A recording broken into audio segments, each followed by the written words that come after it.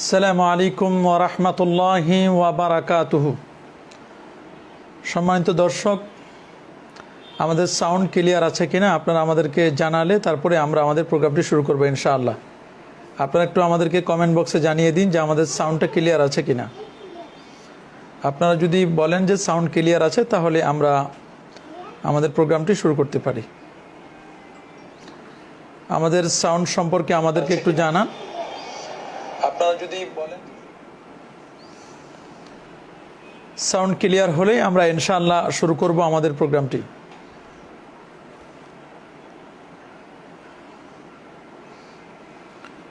Comment বক্সে আপনারা আমাদেরকে একটু জানিয়ে দিন যে আমাদের সাউন্ডটা ক্লিয়ার আছে কিনা।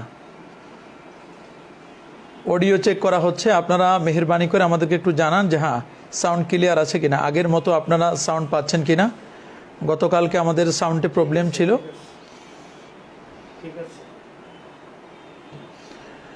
ইন্নাল হামদালিল্লাহি ওয়াহদা ওয়াসসালাতু ওয়াসসালামু আলা মুহাম্মাদিনিল মুস্তাফা ওয়া আলা আলিহি ওয়া আসহাবিহিল মুজতবা, আম্মা বাদ।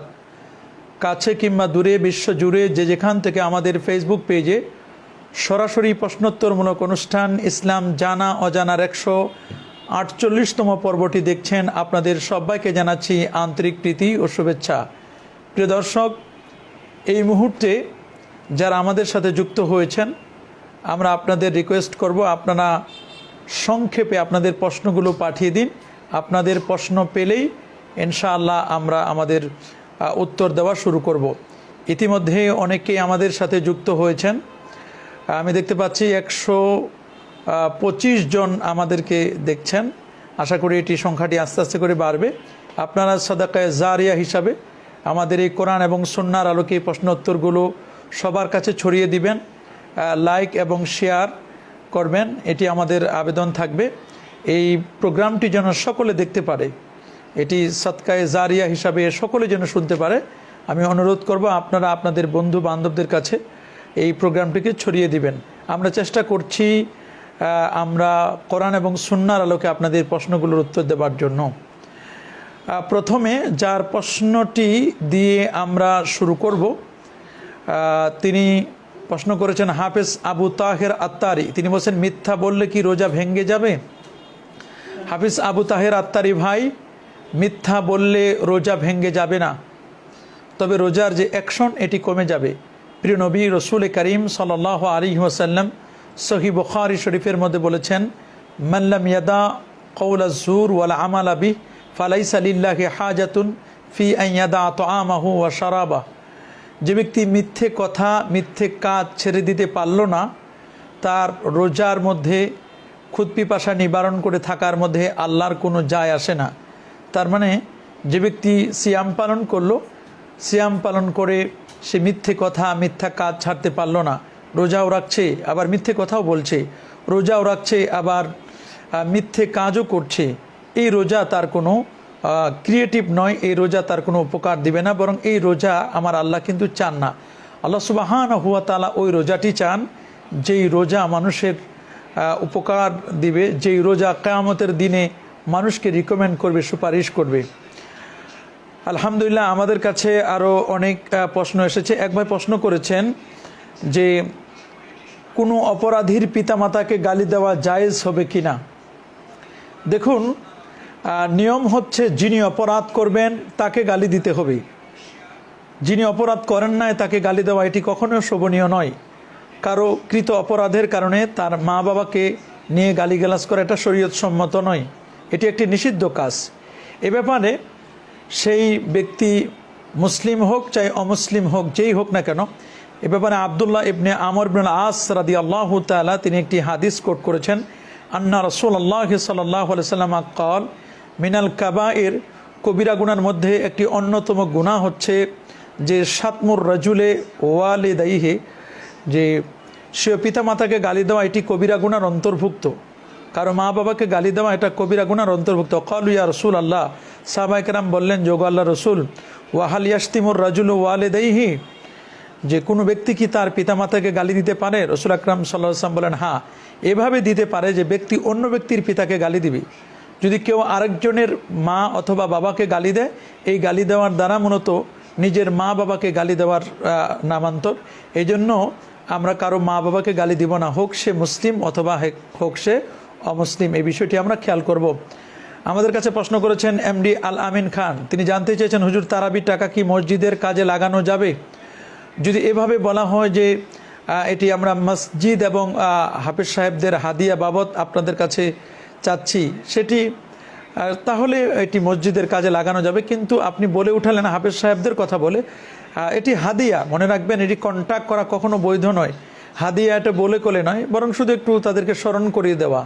রসুল আকরাম সাল্লাল্লাহু আলাইহি ওয়াসাল্লাম বলেন, তাহা দাও তাহাব্বু, হাদিয়া দাও, হাদিয়া দিলে মহব্বত বাড়বে, হাদিয়া দিলে মহব্বত বাড়ে, এটি মনে রাখবেন। আমরা হাদিয়া দিব, হাদিয়া দিলে আমাদের মহব্বত বেড়ে যাবে, হাদিয়ার ক্ষেত্রে আমরা কমতি করব না, তবে এটি যেন কন্ট্যাক্ট না হয় এই বিষয়টি আমরা খেয়াল করব। আমরা তারাবির মসজিদের জন্য টাকাটি এটি মসজিদে ব্যবহার করব। তারাবির জন্য যে টাকাটি তারাবির কাজে আমরা ব্যবহার করব, হাফেজ সাহেবদেরকে আমরা দিয়ে দিব। আসলে তাদেরকে তো কোনো বিনিময় দেওয়া হয় না, মূলত তাদের জন্য শুধু যে হাদিয়াটি দেওয়া হয় এটি খুব বেশি কিছু নয়, এটা আমি মনে করি এটি সামান্য। তাদের মূল্য অনেক বেশি, তাদের যে শ্রম দিয়েছে, আমরা তো কোরআনের কোনো বিনিময় হয় না, শুধু তাদের শ্রমটির আমরা একটু মূল্য দিব আমরা। রুহি হাসানাত বলেছেন, হুজুর মেয়েদের হায়েজ নেফাসের সময় যে নামাজগুলো কাজা হয় সেগুলো কিভাবে আদায় করতে হবে? দেখুন, মা বোনদের ন্যাচারাল পিরিয়ড চলাকালীন সময়, এটি মেনস্ট্রুয়েশন পিরিয়ডে অথবা আফটার ডেলিভারির পরে যে নেফাস হয়, এই সময় যে তাদের নামাজগুলো কাজা হয়, এই নামাজের কোনো কাজার কোনো আদায় করার প্রয়োজন নেই।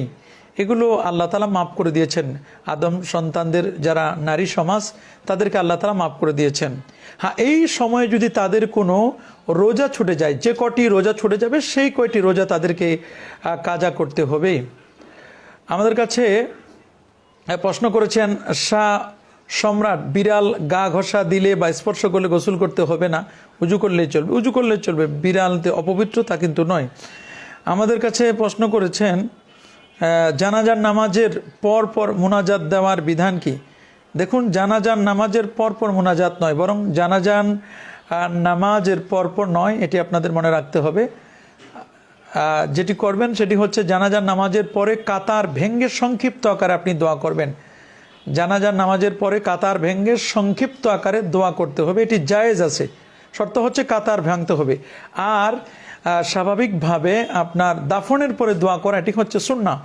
প্রিয় নবী রাসূল করিম সাল্লাল্লাহু আলাইহি ওয়াসাল্লাম তিনি বলে দিয়েছেন, ইজা সাল্লাইতুম আলাল মাইয়িতি ফাখলিসু লাহু দুআ, যখন তোমরা মৃত ব্যক্তির উপর জানাজার নামাজ পড়া শেষ করবে, তারপর তোমরা তার জন্য খাস করে দোয়া করবে। এটি সুনান আবি দাউদের 3201 নম্বর হাদিসের মধ্যে স্পষ্ট করে লেখা আছে। তাই আমরা বুঝতে পারি। এছাড়াও মুয়াত্তা মালিকের মধ্যে একটি হাদিস, যেটি সাঈদ ইবনুল মুসাইয়্যিব রাহমাতুল্লাহ আলাইহি তিনি বলছেন যে সাল্লাইতু ওয়ারা আবি হুরায়রা আলা সাবিজ্জিন, আমি আবু হুরায়রা রাদিয়াল্লাহু তাআলার পিছনে নামাজ পড়লাম, যিনি একটি ছোট্ট নিষ্পাপ শিশুর জানাজার নামাজ আদায় করছিলেন। লাম ইয়ামাল খাতিয়াতান কাত্তুন ফাসামিতু ইয়াকুল আল্লাহুম্মা আইযহু মিন আদাবিল কবরি, তিনি দেখলেন যে তার জন্য দোয়া করলেন, আল্লাহ তুমি কবরের আজাব থেকে তাকে রক্ষা করো। এই যে দোয়াটি তিনি করলেন, এটি মুয়াত্তা মালিকের একটি হাদিস, যে হাদিসটি 536 নম্বর হাদিস মুয়াত্তা মালিকের মধ্যে হাদিসটি এসেছে। তাহলে বোঝা গেল যে জানাজার নামাজের পরে সংক্ষিপ্ত আকারে দোয়া করতে কোনো বাধা নেই। নবী করিম সাল্লাল্লাহু আলাইহি ওয়াসাল্লাম এক ব্যক্তির উপর জানাজার নামাজ পড়লেন, এরপর তিনি পরপরই দোয়া করেছিলেন। এক সাহাবী বলেন, আবু হুরায়রা, তিনি বলছেন আমি তা মুখস্থ করে নিয়েছিলাম, তা ছিল এটা, এভাবে তিনি দোয়া করতেন যে হে রব, আপনি তার প্রতিপালক, সৃষ্টিকর্তা, আপনি তার ইসলামের পথ প্রদর্শক, আপনি মৃত্যুদাতা, প্রকাশ্য অপ্রকাশ্য সব কিছু খবর আপনি রাখেন, আমরা সকলে তার সুপারিশকারী, আপনি তাকে মাফ করে দিন। এই দোয়াগুলো কিন্তু আমরা করতে পারি। আমাদের কাছে প্রশ্ন করেছেন এমডি নাইম হোসেন রনি, হুজুর ইমামের পিছনে দাঁড়িয়ে কোনো সূরা পড়া লাগবে কি? না, ইমামের পিছনে দাঁড়িয়ে কোনো সূরা পড়ার প্রয়োজন নেই, কারণ কিরাআতুল ইমাম কিরাআতুন লিল মুক্তাদি, ইমামের কেরাতটাই হচ্ছে মুক্তাদির কেরাত। এটি আপনি মনে রাখবেন, কেরাআতুল ইমাম কেরাআতুল মুক্তাদি। এছাড়াও সূরাতুল আরাফের 204 নম্বর আয়াতে আল্লাহ বলছেন, ওয়া ইদা কুরিয়াল কুরআন ফাসতামিউ লাহু ওয়া আনসিতু লাআল্লাকুম তুরহামুন। নামাজে যখন কেরাত পড়া হবে গভীর মনোযোগ দিয়ে শুনবে। নামাজে যখন কেরাত পড়া হবে গভীর মনোযোগ দিয়ে শুনবে। নামাজে যখন কেরাত পড়া হবে গভীর মনোযোগ দিয়ে তোমরা শুনবে। লাআল্লাকুম তুরহামুন, যাতে তোমাদের প্রতি করুণা করা হয়। এটি মনে রাখবেন, আমরা নামাজের পরে যখন কেরাত পড়ব, তখন ইমাম সাহেব যখন কেরাত পড়বে আমরা গভীর মনোযোগ দিয়ে শুনবো। মূলত এখানে ওয়াইজা কুরিয়াল কোরআন ফাসতামিউ লাহু ওয়া আনসিতু ইয়ানি ফিস সালাতিল মাফরুদা, এটি ফরজ নামাজের ব্যাপারে মূলত এটি নাজিল করা হয়েছে। আজমান নাস আলা আন্না হাদিহিল আয়া ফিস সালাহ, হযরতে আব্দুল্লাহ ইবনে আব্বাস রাদিয়াল্লাহু তাআলা আনহু সহ অসংখ্য মুফাসসিরে কেরাম বলেছেন যে এই আয়াতে কারিমাটি নাজিল হয়েছে মূলত নামাজ সংক্রান্ত বিষয়ে। এছাড়া প্রিয় নবী সাল্লাল্লাহু আলাইহি ওয়াসাল্লাম তিনি তো বলে দিয়েছেন সুনান ইবনে মাজার প্রথম খণ্ডের 61 নম্বর হাদিস, যে মান কানা লাহু ইমামুন ফা ইন্না কিরাআতাল ইমাম লাহু কিরাআত, যে ব্যক্তির ইমাম আছেন ইমামের কেরাতই হচ্ছে তার কেরাত। রাসূল আকরাম সাল্লাল্লাহু আলাইহি ওয়াসাল্লাম তিনি কিছু সাহাবায়ে কেরামকে নবীর পিছনে নামাজ পড়তে দেখে তিনি বললেন, আতাকরাউনা ওয়াল ইমামু ইয়াকরাউ, তোমরা কি কেরাত পাঠ করছিলে? এই অবস্থায় যে ইমামও কেরাত পাঠ করছেন, তার মানে আল্লাহর নবী সাহাবায়ে কেরামদেরকে চুপ হয়ে থাকতে বললেন। যখন ইমাম কেরাত পড়বে আমরা কেরাত পড়ব না, ইমামের কেরাতটাই হচ্ছে মুক্তাদির কেরাত, এটি আমাদের মনে রাখতে হবে। আমাদের কাছে প্রশ্ন করেছেন মা বাবার সেবার ব্যাপারে কিছু বলুন। এটা তো কোরআনে আল্লাহ বলছেন ওয়াবিল ওয়ালিদাইনি ইহসানা, আল্লাহ পাকের ইবাদতের পরে মা বাবার সাথে ইহসান করতে হবে। হুমা জান্নাতুকা ওয়া হুমা নারুক, তারাই হচ্ছে আমাদের জন্য জান্নাত, তারাই হচ্ছে আমাদের জন্য জাহান্নাম। তাদের সাথে ভালো বিহেভ করলে আমরা জান্নাতে যেতে পারবো, তাদের সাথে খারাপ বিহেভ করলে আমরা জাহান্নামী হব। হুজুর, মুসলিমের স্বপ্ন কি সত্য? তাহসিন ইসলাম তারিক, জি। রুয়াল মুমিন, মুমিনের যে স্বপ্নটা, এটা জুজউম মিন সিত্তিওয়া শিনা জুজআ মিনান নবুয়াত। কেউ বলছেন যে এটি 26 ভাগের 1 ভাগ, কোন জায়গা আছে 25 ভাগের 1 ভাগ। মুমিনের স্বপ্ন নবুয়তের কোন জায়গা আছে সিত্তিওয়া আরবাঈনা জুজআ মিনান নবুয়াত, নবুয়তের 46 ভাগের 1 ভাগের কথাও বলা হয়েছে। এভাবে কিন্তু অনেকগুলো বর্ণনা আসছে যে মুমিনের স্বপ্ন নবুয়তের 46 ভাগের 1 ভাগ, এই বর্ণনাটিও কিন্তু আসছে। তাহলে মুমিনের স্বপ্ন, মুমিন যত পরহেজগার, যত বড় মুত্তাকি হবে, তার স্বপ্নটাও তত সুন্দর হবে। এটি তার তাকওয়ার উপর ডিপেন্ড করবে, তার স্বপ্ন সত্য হওয়া এবং না হওয়ার বিষয়টি, এটি সম্পূর্ণ ডিপেন্ড করবে তার তাকওয়ার উপরে। আমাদের কাছে প্রশ্ন করেছেন মোহাম্মদ সাইফুল ইসলাম, জানাজার কাতার কি বেজোর হওয়া শর্ত? জানাজার কাতার বেজোর হওয়াটা উত্তম হবে। আমাদের কাছে প্রশ্ন করেছেন হুজুর, তাবিজ পরা কি জায়েজ? অনেকেই বলেন যে তাবিজ পরা শিরক। দেখুন, তাবিজের বিষয়টি এটি একটি গুরুত্বপূর্ণ বিষয়। অনেকেই কিন্তু তাবিজ নিয়ে আমাদের সমাজের মধ্যে কিন্তু এক ধরনের বিভ্রান্তি রয়েছে। তাবিজ যারা আমরা ব্যবহার করতে চাই বা অনেকেই ব্যবহার করেন, তবে শর্ত হচ্ছে যে এটি কোরআন এবং সুন্নাহর আলোকে তাবিজ হতে হবে, নিজের মন মতো তাবিজ হলে হবে না। ইমাম সুয়ুতি রহমাতুল্লাহ আলাইহি তাবিজ ব্যবহার করার জন্য কতগুলো শর্ত করেছেন। দুর্বোধ্য বাক্যের দ্বারা তৈরি করা তাবিজ এটি হবে না। গায়রুল্লাহর নাম না দিয়ে তৈরি করা তাবিজ হতে হবে, এটি আল্লাহর নামেই হবে, আল্লাহর ছাড়া অন্য কারো নাম দিয়ে তাবিজ ব্যবহার করা যাবে না। আল্লাহর কালাম বা উত্তম দুয়ার সাহায্যে তাবিজ ব্যবহার করতে হবে। একটি হাদিস আমরা কোট করতে পারি, একটি বর্ণনা আসে এভাবে, রাসূল করিম সাল্লাল্লাহু আলাইহি ওয়াসাল্লামের একজন বিখ্যাত সাহাবী হযরতে আব্দুল্লাহ রাদিয়াল্লাহু তাআলা আনহু, আব্দুল্লাহ ইবনে মাসউদ যাকে বলা হয়, এটি সহিহ ইবনে হিব্বানের হাদিস 6090 নম্বর হাদিসের মধ্যে এসেছে যে সামিতু রাসূলুল্লাহ সাল্লাল্লাহু আলাইহি ওয়াসাল্লাম ইয়াকুল, তিনি আল্লাহ নবীকে বলতে শুনেছেন, আল্লাহর হাবিব বলেন, ইন্নার রুকিয়া ওয়াত তামাইমা ওয়াত তাওয়াল্লাতা শিরকুন। তিনি বলছেন নিশ্চয়ই গায়রুল্লাহর নামে রুকিয়া করা, তামিমা এবং তেওয়ালা ব্যবহার করা এটি হচ্ছে শিরক। তার মানে এটাকে শিরক বললেন। এছাড়াও হাদিসের মধ্যে তো আসে যে মানা আল্লাকা তামিমা ফাকাত আশরাকা, যে ব্যক্তি তামিমা ঝুলাইলো এটি সেজন্য শিরক করলো। তো এই জন্য আমরা তামিমা এগুলো আমরা ঝুলাবো না, এগুলো শিরক, এটি মনে রাখবেন। তবে গায়রুল্লাহ ছাড়া যদি হয়, সেক্ষেত্রে সুনান তিরমিজি 2য় খণ্ড 192তম পৃষ্ঠার মধ্যে আমর ইবনে শুআয়ব তিনি তার বাবা থেকে তিনি তার দাদা থেকে বর্ণনা করছেন আন্না রাসূলুল্লাহ সাল্লাল্লাহু আলাইহি ওয়াসাল্লাম قال ইযা ফাজিয়া আহাদুকুম ফিন নাওম, তোমাদের মধ্যে ঘুমের ঘরে যদি কেউ ভীত সন্ত্রস্ত হয়, ফালিয়াকুল, সেজন্য বলে আউযু বিকালিমাতিল্লাহি তাম্মাতি মিন গাদাবিহি ওয়া ইকাবিহি ওয়া শাররি ইবাদিহি ওয়া মিন হামাজাতিশ শায়াতিন ওয়া আন ইয়াহদুরুন ফাইন্নাহা লান তাদুররাহু। এই দোয়াটি যেন পড়ে। কলা, তিনি বলছেন যে ওয়াকানা আব্দুল্লাহ ইবনে আমর, হযরতে আব্দুল্লাহ ইবনে আমর রাদিয়াল্লাহু তাআলা আনহু, তিনি ইউলাক্কিনুহা মান বালাগা মিন ওয়ালাদিহি, যারা বালেক তাদেরকে তিনি এগুলোকে তালকিন দিতেন, এগুলোকে শিক্ষা দিতেন। ওমান লাম ইয়াবলুগ মিনহুম, তাদের মধ্য থেকে যারা বালেগ হয় নাই, না বালেগ, কাতাবাহা ফি সাক্কিন, তিনি এগুলোকে লিখে দিতেন। সুবহানাল্লাহ, এই দোয়াগুলো লিখে দিতেন তিনি একটা কাগজের মধ্যে, এগুলোকে লিখে দিতেন। কাতাবাহা ফি সাক্কিন সুম্মা আল্লাকাহা ফি উনুকিহি, এরপর তারা তাদের গলায় এগুলোকে ঝুলিয়ে দিতেন। ক্বালা আবু ঈসা হাদা হাদিসুন হাসানুন গরীবুন, এই হাদিসটি হাসান এবং গরীব। এটা দ্বারা আমরা বুঝতে পারলাম যে হযরতে আব্দুল্লাহ ইবনে আমর রাদিয়াল্লাহু তাআলা তিনি তাবিজ লিখে দিতেন। আবার যদি ছোট্ট নাবালেগ হতো, নাবালেগ শিশু হতো, তাহলে তাদের ব্যাপারে তিনি তাবিজ শুধু লিখে নয়, বরং তাদের লিখে কখনো তালকিন দিতেন, কখনো লিখে এগুলোকে ঝুলাই দেওয়ার চেষ্টা করতেন তিনি। তাহলে আমরা এটা বুঝতে পারলাম। বিশিষ্ট তাবি হযরতে সাঈদ ইবনুল মুসাইয়িব রাদিয়াল্লাহু তাআলা আনহু, তিনি মুসান্নাফ ইবনে আবি শাইবাতে একটি বর্ণনা আসছে, তিনি বলছেন যে লা বাসা বিহি ইযা কানা ফি আদিমিন, যদি তাবিজ এটি আবৃত অবস্থায় থাকে তাহলে তো কোনো অসুবিধার কিছুই নেই, তাবিজ ব্যবহার করতে কোনো বাধা নেই। বিখ্যাত তাবি মুজাহিদ রহমতুল্লাহ আলাই মুসান্নাফ ইবনে আবি শাইবার মধ্যে তিনি বর্ণনা করেছেন 12তম খণ্ডের 74 এবং 75 নম্বর হাদিসের মধ্যে এসে যে তিনি বলছেন কানা মুজাহিদ ইয়াকতুবু লিন-নাস আত-তাবিজা ফায়ুআল্লিকুহু আলাইহিম, হযরতে মুজাহিদ রহমতুল্লাহ আলাই তিনি তাবিজ লিখে দিতেন এবং বালকদের কখনো কখনো তাদের গলায় বা হাতে তা ঝুলিয়ে দিতেন। তো এগুলো বর্ণনা কিন্তু আসছে, খোদ ইবনু তাইমিয়া তার গলায় তাবিজ ছিল। ইমাম আহমদ বিন হাম্বলের ব্যাপারে তার সাহেব জাদা হযরতে আব্দুল্লাহ রহমতুল্লাহ আলাই তিনি বলছেন, ইমাম আহমদ বিন হাম্বলের ছেলে, তিনি বলছেন আমি আমার আব্বার ব্যাপারে তিনি বলছেন রাআইতু আবি, আমি আমার বাবাকে দেখলাম, ইয়াকতুবু আত-তাবিজা, তিনি তাবিজ লিখতেন, লিল্লাযী ইয়াফজাউ, যিনি ভয় পেতেন, ভীত সন্ত্রস্ত হতেন, ওয়ালিল হুম্মা বাদা উকুইল বালা, এরপরে যারা জ্বরে আক্রান্ত হতো আমার বাবা তাদেরকে তাবিজ লিখে দিতেন। আল্লামা বদরুদ্দিন আইনিও তিনি বলছেন তাবিজ লেখার ব্যাপারে। আল্লামা ইবনু আবিদিন আশ-শামী তিনিও বলছেন তাবিজ লেখার ব্যাপারে। আল্লামা খলিল আহমদ সাহারানপুরি রহমতুল্লাহ আলাই তিনিও বলেছেন তাবিজের ব্যাপারে।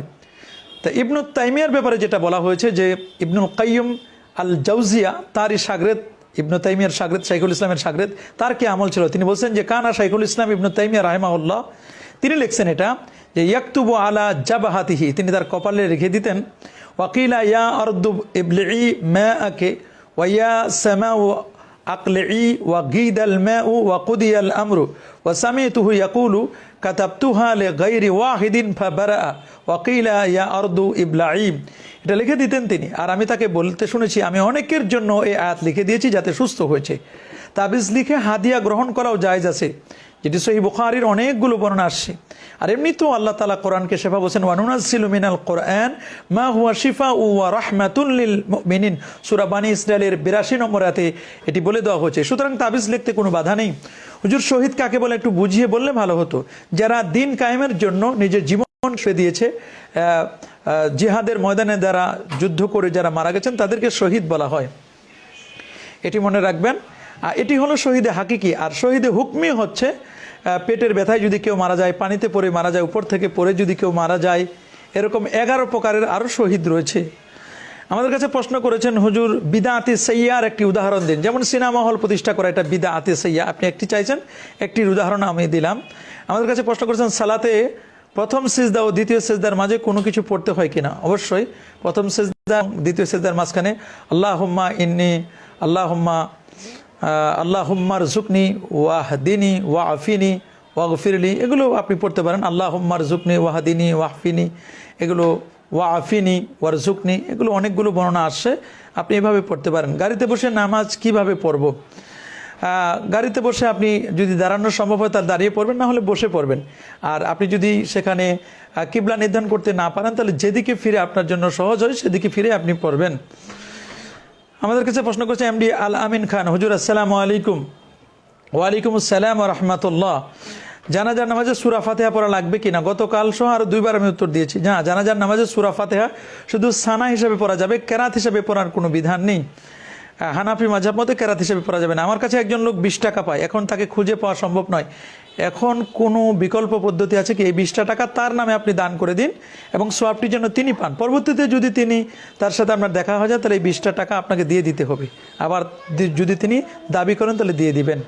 হুজুর সাহু সাজদার নিয়ম কিভাবে দিতে হয়? ওয়ালিউল্লাহ মিরাজ, ডান দিকে সালাম ফিরানোর পরে আপনি 2টো সাজদা দিবেন অতিরিক্ত, এটাকেই সাহু সাজদা বলা হয়। তারাবির নামাজ পড়ি ইমামের পিছনে, তো ভালো, আলহামদুলিল্লাহ, ইমামের পিছনে তো তারাবির নামাজ পড়বেন। কামরুল ইসলাম সুজন বলছেন, হুজুর সৌদি আরবের সিস্টেমে কি একমত একবার একামত হতে পারে? আপনি লিখতে চাইছেন একামত একবার করে দিলে হবে না? আমরা হানাফি মাযহাব মতে আমরা একামত যেভাবে দিচ্ছি হানাফি মাযহাব মতে ওইভাবেই আমরা দিব। বাকিটা ওরা অন্য মাযহাব অনুসরণ করে সেই মাযহাব অনুযায়ী তারা দিবেন, তাদের সাথে আমাদের কোনো দ্বন্দ্ব নাই। হুজুর সূরা হাশরের শেষের 3 আয়াত এর কোনো ফজিলত আছে কি একটু বলবেন? জি, সুনান তিরমিজির মধ্যে আসছে, রাসূল আকরাম সাল্লাল্লাহু আলাইহি ওয়াসাল্লাম ইরশাদ করেছেন, মান কারা সালাসা আয়াতিন মিন সূরাতিল হাশ ফি আখিরে সূরাতিল হাশ, যে ব্যক্তি সূরা হাশরের শেষ 3 আয়াত তেলাওয়াত করবে, হাদিসটি আওকামা কাল আলাইহিস সালাতু ওয়াস সালাম বলেছেন, তার আমল নামায় আল্লাহ তাআলা যদি ফজরে পড়ে তাহলে সন্ধ্যা পর্যন্ত 72,000 ফেরেশতা তাকে নিরাপত্তা দান করবেন এবং মারা গেলে শাহাদাতের মর্যাদা লাভ করবেন। আবার যদি তিনি ফজরে পড়েন তাহলে সন্ধ্যা পর্যন্ত আল্লাহ তাআলা তাকে সেভ করবেন, নিরাপত্তা দান করবেন। এমডি ইলিয়াসুর রহমান জিহাদ তিনি বলছেন, হুজুর তাশাহুদে কখন শাহাদাত আঙ্গুল উঠাবে? যখন আশহাদু আল্লাহ পড়বেন তখন এটা উঠাবেন, ইল্লাল্লাহ পড়লে নামাবেন, এটাই হচ্ছে নিয়ম। এমডি আলামিন খান, আমরা তার উত্তর দিয়ে দিয়েছি। আব্দুর রহমান বলছেন, আবেগ কমানোর এবং সবর করার দোয়া মুখস্থ করতে চাই। সবর করার জন্য আপনি এই দোয়াটি পড়েন, ইন্নামা ইউয়াফাস সাবিরুনা আজরাহুম বিগাইরি হিসাব, এই দোয়াটি আপনি পড়তে পারেন। এই দোয়াটি আপনি পড়ুন, তাহলে আল্লাহ তাআলা আপনাকে সবক দান করবেন, সবর আপনি করতে পারবেন। আর আবেগ কমানোর জন্য আপনি দোয়া করতে পারবেন। সবসময় আবেগ তো এটি সবসময় আবেগ কিন্তু ভালো নয়, আবেগ সবসময় কিন্তু ভালো নয়। আবেগ কমানোর জন্য আপনি সূরাতুল ফাতিহা পড়ুন, এটা সকল রোগের ঔষধ। সূরা ফাতিহা পড়লে আল্লাহ তাআলা আপনার আবেগকে কন্ট্রোলে থাকার তৌফিক দান করবেন। জুমার নামাজের সর্বনিম্ন কত রাকাত না পড়লে গুনাহ হবে? নামাজের নিয়তগুলো বলে দিলে উপকার হবে। দেখুন, নামাজের 2 রাকাত ফরজ তো অব্লিগেটরি পড়তে হবে, এর আগে 4 রাকাত কাবলাল জুমা, পরের 4 রাকাত বাদাল জুমা, এগুলো আপনাকে পড়তে হবে। এরপরে 2 রাকাত সুন্নাত, 4 4 8 2 10 আর 2 12 রাকাত, এই 12 রাকাত অবশ্যই আপনাকে পড়তেই হবে। মসজিদের চেয়ার বা টুল এ নামাজ পড়া যাবে কি না? না, যদি প্রকৃতপক্ষে অসুস্থ হন, দাঁড়াতে পারেন না, তিনি পড়তে পারবেন, কিন্তু চেয়ারম্যানগিরি করবেন মসজিদের চেয়ার রেখে, এটা কখনো শোভনীয় নয়। বাজার ঘাট দোকানপাটে সব জায়গা আপনার ঠিক, মসজিদে আসলে আপনি চেয়ারম্যান হয়ে যায়, এটা যেন না হয়। নামাজের মধ্যে রাসূল সাল্লাল্লাহু আলাইহি ওয়াসাল্লাম বলা যাবে? নামাজের কথা আপনি রাসূল সাল্লাল্লাহু আলাইহি ওয়াসাল্লাম বলবেন না, এরকম কোনো সিস্টেম নেই। নামাজে কি রাসূল সাল্লাল্লাহু আলাইহি ওয়াসাল্লাম বলার কোনো সুযোগ আছে? আমাদের কাছে বলছেন মোহাম্মদ ইমাম হুসাইন, আসসালামু আলাইকুম হুজুর। ওয়ালাইকুম সালাম। জানতে চাই তাগুত কারা, তাদের আনুগত্যের বিধান কি? তাগুত তো আল্লাহ পাক রব্বুল আলামিন বলেছেন, লা ইকরাহা ফিদ-দীন ক্বাদ তাবায়্যানা আর-রুশদু মিনাল গায় ফামান ইয়াকফুর বিত-তাগুত ওয়া ইউমিন বিল্লাহি ফাকাদ ইসতামসাকা বিল উরওয়াতিল উসকা লা ইনফিসামা লাহা ওয়াল্লাহু সামিউন আলিম। এখানে তাগুত বলতে যারা আল্লাহ বিরোধী যারা, তাদেরকে মূলত তাগুত বলা হয়। কাফেরের চেয়েও খারাপ হচ্ছে তাগুত। তাদের আনুগত্যের বিধান কি? তাদের আনুগত্য করা হারাম, শিরক, তাদের আনুগত্য করা যাবে না, এটি নাফরমান, তারা আল্লাহর নাফরমান, সুতরাং তাদের আনুগত্য করা যাবে না। আমাদের কাছে আরও অনেকগুলো প্রশ্ন এসেছে।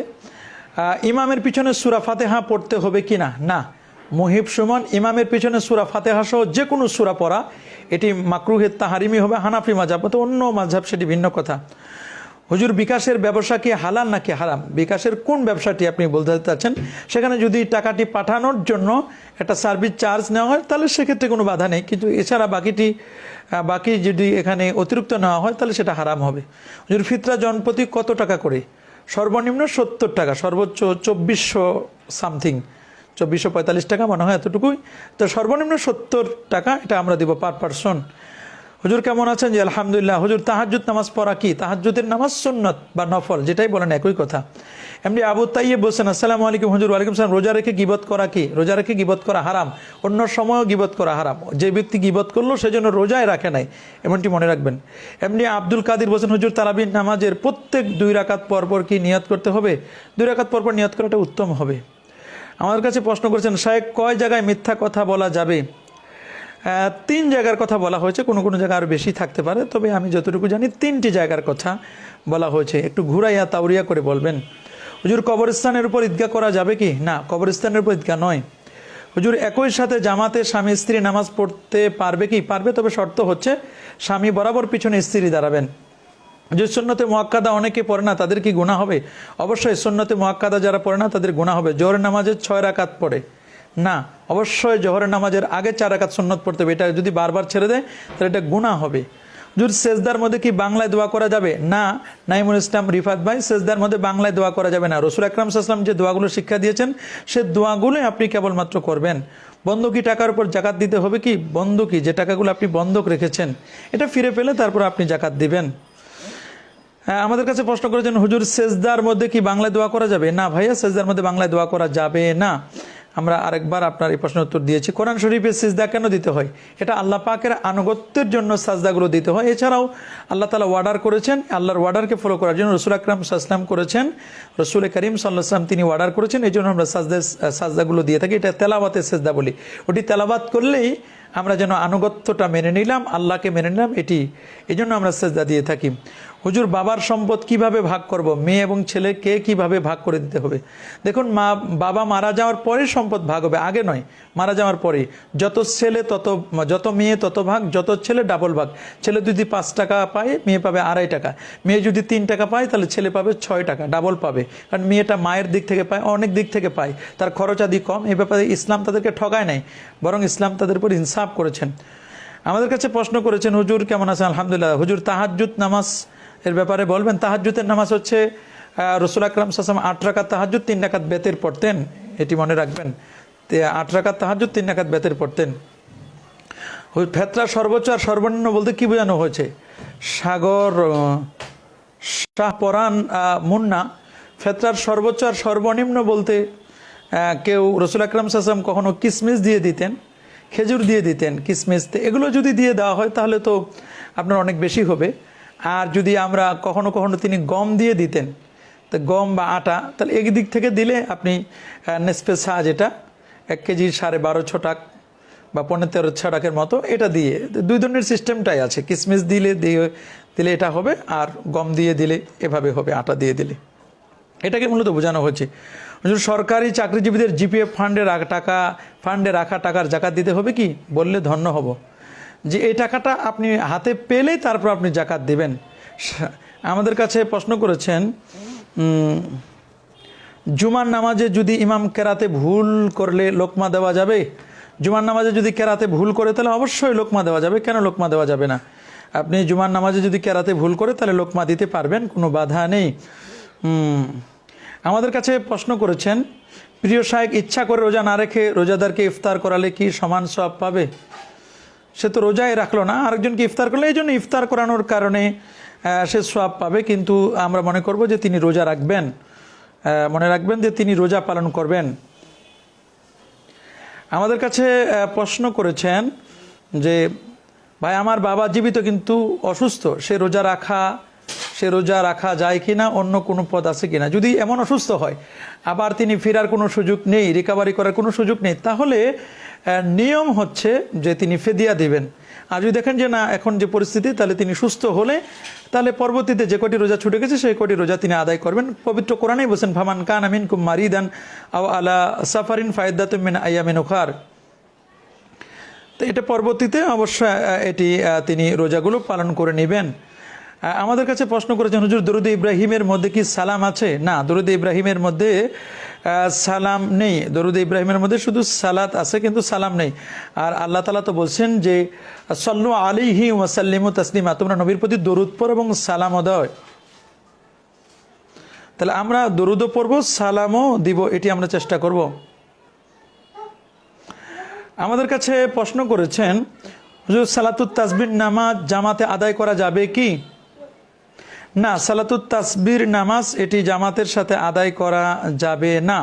এটি এর আগেও আমরা বলে দিয়েছিলাম, এটি মাকরুহে তাহরিমে ওলামায়ে কেরাম বলেছেন যে সালাতুত তাসবির নামাজ সহ শুধু রমজান মাসে তারাবি নামাজ ছাড়া বাকি যত নফল নামাজ রয়েছে এই নফল নামাজগুলো এটি স্বাভাবিকভাবে মনে রাখবেন, এই সমস্ত নফল নামাজ আপনার জামাতের সাথে আদায় করা এটি মাকরুহে তাহরিমির কথা বলা হয়েছে।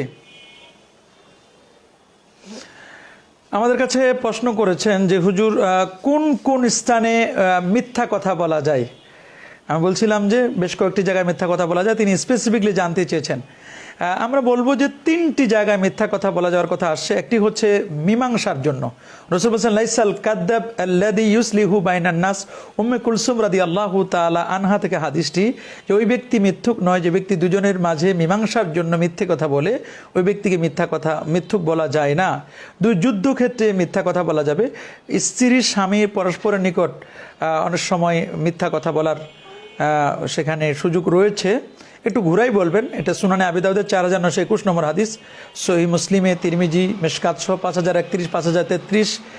এছাড়াও কল্যাণকর কাজের স্বার্থে সাময়িকভাবে মিথ্যার আশ্রয় নেওয়া ব্যাপারে বলা হয়েছে, এটি মিথ্যা নয়, এটাকে তাউরিয়া বলা হয়, এটি মনে রাখবেন। ইব্রাহিম আলাইহিস সালাম তিনি বলেছেন সালাসু কাজুবাতিন লাইসা মিন কাযবিহিন্না, তিনি বলছেন ইন্নি সাকিম, আমি পীড়িত, তিনি বলছিলেন, যেটি সূরা সফফাতের 99 নম্বর আয়াতের মধ্যে বলা হয়েছে। যখন মূর্তি ভাঙার পরে বড় মূর্তিকে দোষারোপ করে বলেছিল এই বড়টাই তো এই কাজ করেছে, বাল ফালা কাবিরুহুম, এই কথা বলেছিলেন তিনি। তো এই দিক থেকে একটু তাউরিয়া করে বলা, ডাইরেক্ট মিথ্যা না, একটু তাউরিয়া করে বলা, এটিকে মূলত বলা হয়েছে 3টি জায়গার কথা। আমাদের কাছে প্রশ্ন করেছেন যে ইফতারের অবশিষ্ট টাকা মসজিদের কাজে লাগানো যাবে কি? যদি ইফতারের পর্যাপ্ত পরিমাণ তাদেরকে দেওয়ার পরে থেকে যায় তাহলে এগুলো মসজিদের কাজে লাগাতে পারবেন। আমাদের কাছে প্রশ্ন করেছেন হুজুর পায়ের নখে কি মেহেদি দেওয়া যাবে? হ্যাঁ, আমরা বলে দিয়েছি পায়ে মেহেদি দেওয়া যাবে, মেয়েরা পায়ে মেহেদি দিতে পারবে।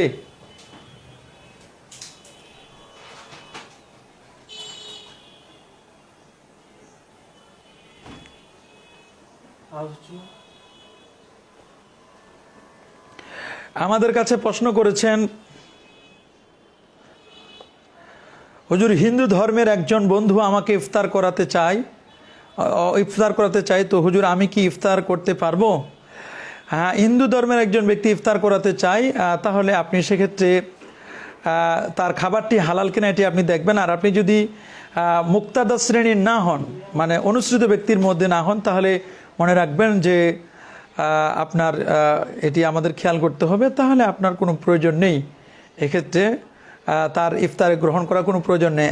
আর যদি মনে করেন যে আপনি স্বাভাবিকভাবে, তাহলে ফতোয়ায় জায়েজ হলে তাকওয়ায় কিন্তু জায়েজ নেই। আমাদের কাছে প্রশ্ন করেছেন কিছু মানুষ ফরজ ও সুন্নাত স্বাভাবিকভাবে আদায় করলেও নফল নামাজ বসে বসে পড়ে, এটার বিধান কি? যদি নফল নামাজও কিন্তু তার মধ্যে বসে পড়া নয়, বরং সেখানে দাঁড়িয়ে পড়তে হবে। নামাজটি যদিও নফল, কিন্তু তার মধ্যে কিয়াম করা কিন্তু ফরজ। ওজরে সেটি ভিন্ন কথা, কিন্তু নামাজের মধ্যে কিয়াম করতে হবে। আমাদের কাছে প্রশ্ন করেছেন হুজুর বিদআতে সাইয়্যার কিছু উদাহরণ দিলে। আমরা তো উদাহরণ অলরেডি দিয়ে দিয়েছি। আজকে আর আমরা আমাদের লাইফটি কন্টিনিউ করব না। আমাদের আল্লাহ তাআলা যতটুকু আমরা বলতে পেরেছি আমরা যেন সেগুলো বাস্তব জীবনে আমলে আনতে পারি। আল্লাহ আমাদের সবাইকে কবুল করুন। সকলে ভালো থাকুন, সুস্থ থাকুন। আসসালামু আলাইকুম ওয়া রাহমাতুল্লাহি ওয়া বারাকাতুহু।